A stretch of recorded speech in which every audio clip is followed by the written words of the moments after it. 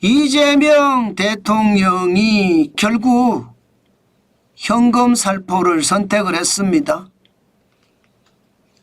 차등 지급한다는 거예요. 그렇지만 전 국민에게 지불한다는 거죠. 상위 10% 512만 명에게는 15만 원을 지급하고요. 일반 국민 4,296만 명에게는 25만 원을 지급을 합니다. 차상위 계층 38만 명에게는 40만 원 지불하고요. 기초수급자 270만 명에게는 50만 원 지급을 합니다. 카드로 지급할 수도 있고요. 아니면 쿠폰으로 지급할 수도 있습니다. 이거를 보면 대부분의 사람들이 25만 원 받는다는 이야기인가요? 저는 이것을 보면서 느끼는 게 결국은요 돈 뿌리는 거잖아요. 저는 이 돈 뿌리는 것이 자칫 잘못하면 안 그래도 우리 경제가 폭발하기 직전이거든요. 저는 돈 뿌려서 더 폭발할 수 있다고 생각합니다. 그만큼 부채에 대한 위험이 큰 데다가 부채 폭발의 어떤 상황 충분히 일어날 수 있다고 봅니다.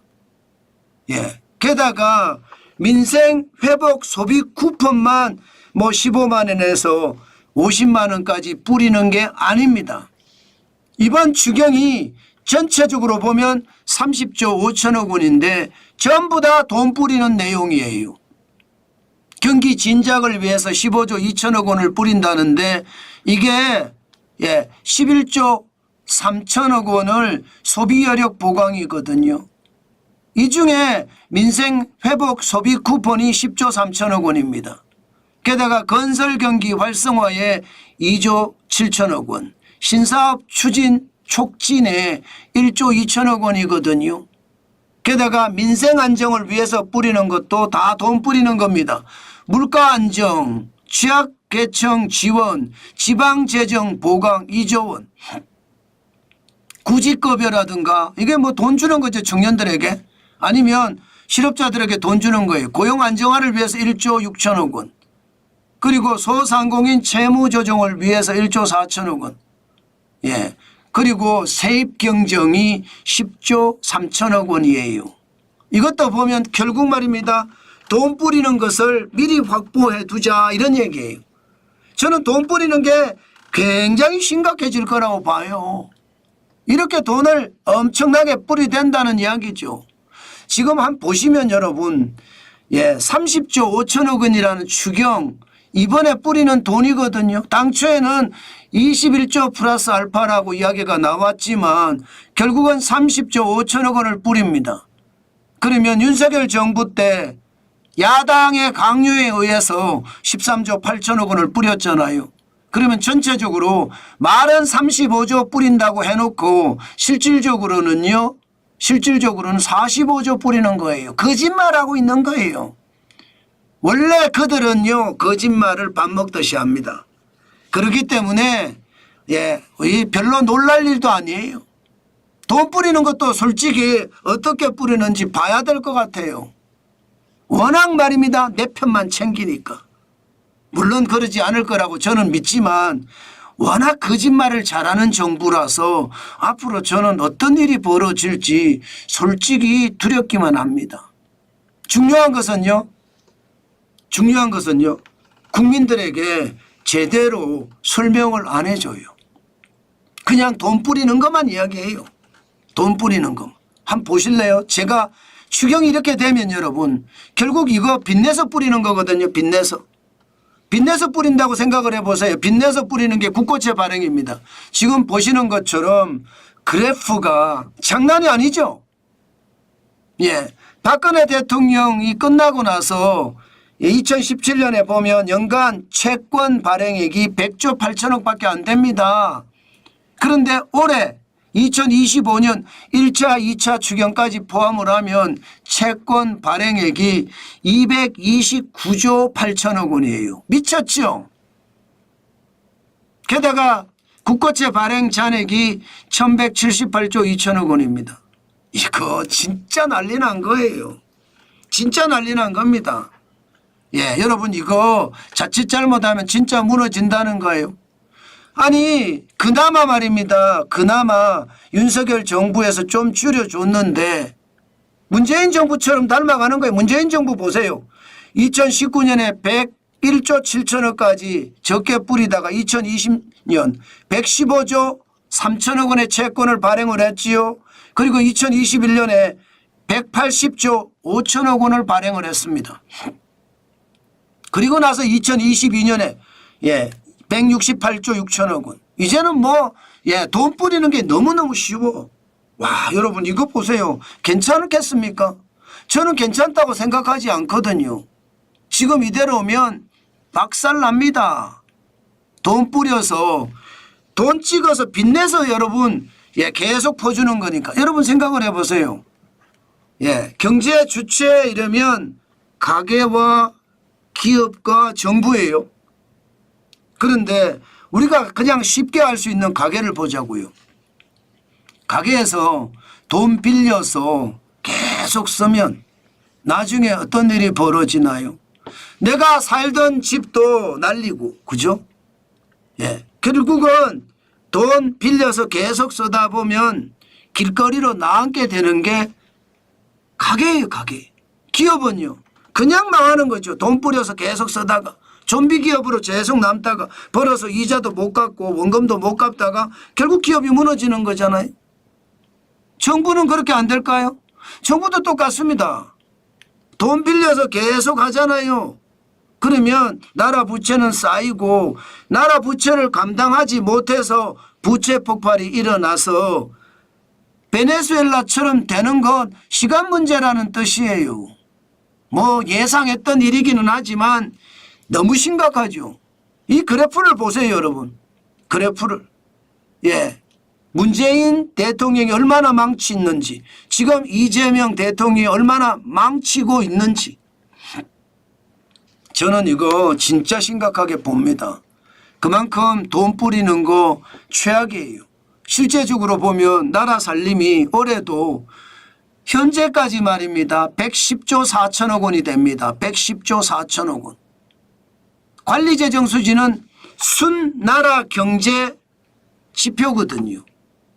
그런데 4월까지 마이너스예요. 46조 1천억 원의 적자가 났어요. 그런데 1, 2차 추경을 하고 나니까 이제 110조 4천억 원. 그러면 문재인 정부 당시 2022년 117조 이렇게 적자가 난 거, 그리고 2020년 112조 이렇게 적자가 난 거, 그 이후로 세 번째예요. 아직도 또 몰라요.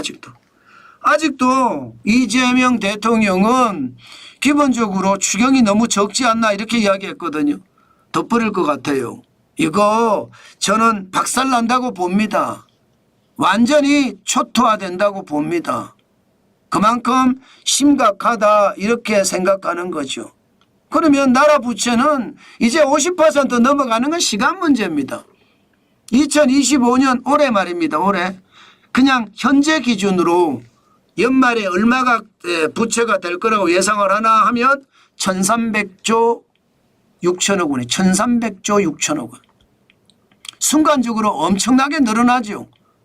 한 나라의 국민이 생산하는 총액 GDP의 49%예요. 이제 50%는 그냥 우습게 갈 거고요. 저는 이재명 정부가 끝나기 전에 55%, 60% 갈 수 있다고 저는 봅니다. 왜? 돈 뿌리는 이야기만 계속 있어요. 돈 뿌리는 이야기만. 이게 생산적으로 쓰지 않고 돈만 뿌리니 어떻게 되겠습니까? 여러분들도 아시죠? 대일 청구권에서 우리가 일본으로부터 쉽게 말하면 독립 축하금을 받았습니다. 그 당시에 야당 사람들 있잖아요. 미친 듯이 난리를 쳤어요. 그 돈 빨리 국민에게 나눠주라고. 그 당시에 박정희 대통령은 뭘 했는지 아시죠? 그 돈으로 포항제철 짓고요. 경부 고속도로 났습니다. 일본에서는 독립축하금이니까 나눠주기를 바랬는데 정부가 로비를 해서 일본 정부에다가 포항제철을 짓고 경부 고속도로를 지었습니다. 그 덕분에 우리나라 지금 어떻습니까? 그 당시에 나눠줬으면 그걸로 끝장이었어요. 끝장이었어요. 그런데 안 나눠주고 생산적으로 썼잖아요. 그 바람에 대한민국의 산업화의 깃털이 됐던 겁니다. 지금 이재명 정부 이렇게 돈 뿌려대면 나라 끝장납니다. 그럼 지금 어떻게 해야 되느냐? 제가 여러 번 말씀드렸습니다. 여러분, 경제가 이렇게 무너진 데는요, 윤석열 대통령의 비상계엄 때문이 아닙니다. 경제가 무너진 데는요, 너무 갑작스럽게 최저임금을 많이 올려서 그래요. 너무 갑작스럽게 주 52시간제를 도입해서 그래요. 너무 갑작스럽게 중대재해기업처벌법부터 시작을 해서 지금 경제악법들이 워낙 많이 도입이 돼서 그래요. 이것부터 먼저 해결을 해야 되거든요. 이거를 해결해야 우리 경제가 좋아지는 그런 상황이 될 겁니다. 저는 이대로 가잖아요. 필리핀이 1960년대 70년대 선진국 반열에 들어섰다가 이게 와장창 무너지면서 지금은 신흥국으로 전락했거든요. 대한민국이 그렇게 안 되리라는 보장 있을까요? 없습니다. 우리도 말입니다. 지금처럼 퍼주고 지금처럼 특정 세력들을 위해서만 한다면 저는 제2의 필리핀도 대한민국이 될 수 있다고 생각합니다. 게다가 더 놀라운 것은 안 그래도 최저임금이나 주 52시간제 중대재해기업처벌법 이거 힘든데 앞으로 지금 이재명 정부에서 하려고 하는 걸 보세요. 상법 개정안을 보면 기업을 옥죄는 법안이 굉장히 많습니다. 노동법은 어떻습니까? 노란봉투법부터 시작해서 노동계 중심의 경제정책을 쓴다는 것은 지금 현실이 되고 있잖아요. 어디 그것뿐입니까? 그것만 있으면 다행이게요. 지금 4.5일제도 한다고 하잖아요. 이런데 나라가 안 무너진다고요. 당연히 무너집니다. 저는 여러분 나라가 진짜 심각한 상황으로 갈 수 있다. 저는 그렇게 생각합니다. 많은 사람들이 특히 말입니다. 지난 대선 때 보니까 40대, 50대, 60대에 계신 분들이 그렇게 안 될 거라고 이야기하더라고요. 저는요 언론사 오랫동안 일했습니다. 방송생활만 30년을 넘게 일했습니다. 그러면서 공부도 열심히 했습니다. 경제에 대한 공부도 했고요. 저는 경영학 박사도 했고요. 제가 나름대로 전문가 맞습니다. 그런 상황에서 비추어 본다면 돈을 푸는 것은 결국 말입니다. 거품만 계속 만들어낼 거예요. 게다가 기업을 옥죄는 법안들은 계속 만들어지지요. 그러면 기업이 실적을 내야 나라가 성장하는데 기업을 옥죄는데 어떻게 나라가 성장할 수 있겠습니까? 그러니 정부는 돈 뿌리고 돈 뿌리고 돈 뿌려서 성장이 멈춰진 것을 감추려고 들 거예요. 그러다가 어느 순간 아르헨티나가 되고 베네수엘라가 되는 것 저는 당연하다고 생각합니다. 제가 지금까지 여러분들에게 다양한 이야기를 하면서 지표를 가지고 설명을 드렸습니다. 그 상황은 분명히 현실이 될 거예요. 그때 후회하지 마시고 지금 최소한 정환진 TV를 보시는 분들 확실하게 대응하시기 바라겠습니다. 저처럼 하란 말은 안 하겠습니다.